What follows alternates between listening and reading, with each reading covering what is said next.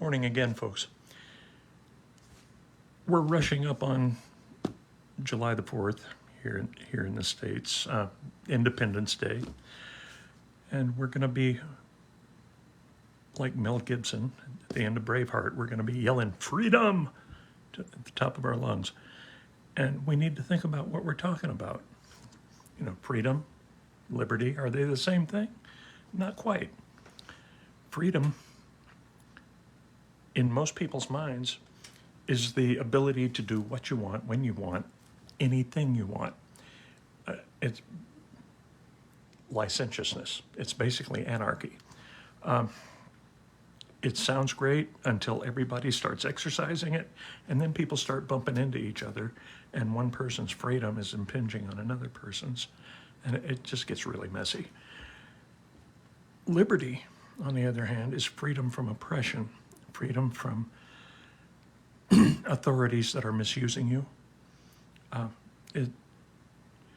It's like that great breakup letter our forefathers wrote, the Declaration of Independence, where we basically said we don't want to be British anymore. We think you're treating us badly, and we want to be our own folks. We want to take charge of our own lives. Okay, so there's freedom, there's liberty. They're similar, not the same. Now, purely spoken, freedom is a good thing. The Bible has a lot to say about freedom, quite honestly. Galatians 5:1, it is for freedom that Christ has set us free. That's liberation. Being set free from the penalty for the disobedience that led to the fall.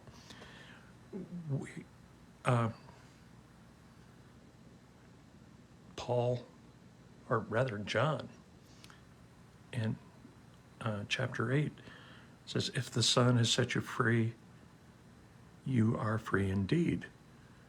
And it's the same idea. You are no longer a slave to a sinful nature.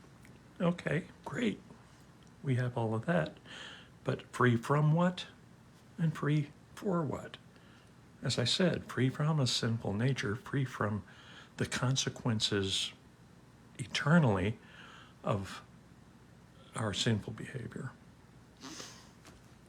Not temporally, because you'll still run afoul of the law and of society if you do enough egregious behavior.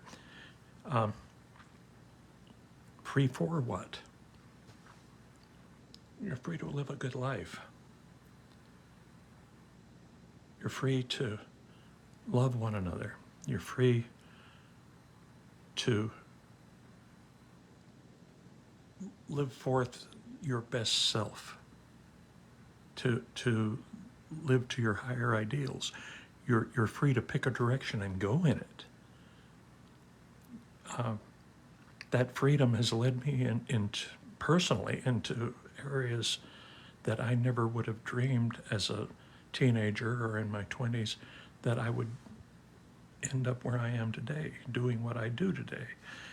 And it was not necessarily through any great talent or great propensity for good. It was because I kept moving in a certain direction, or being led more properly in a particular direction. And I ended up where I am now. And that was through freedom. I was not locked into being no more than the son of my father and doing what my father did and what his father did and what his father did. Like in so many places, if you were born into a station, that's your station and you're there for life. No, we have the liberty and the freedom, both, to seek to do the good we want to do. Ultimately, we are free to choose.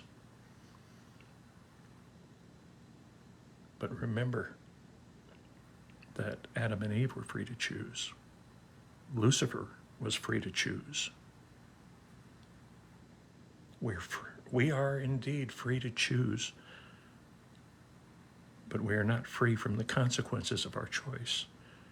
There are natural consequences to each of the choices we make in our lives. And I pray that you are making informed decisions about where you want to be, what you want to be doing. I hope they include helping people. I hope those decisions include being generous, being loving, being willing to be a good Samaritan, perhaps. Be that unexpected good person that shows up in somebody's life. That's freedom, folks. So yeah, enjoy the day. Enjoy the fireworks. Enjoy the parties, the barbecues. Whatever you have planned for July the 4th, enjoy it. Celebrate it. It's worth celebrating. But while you're doing that, as always, I don't tell you to be good. I ask you to be kind. To be kind to other people and to be kind to yourself. I love you, friends. Take care. We'll talk again. Bye-bye.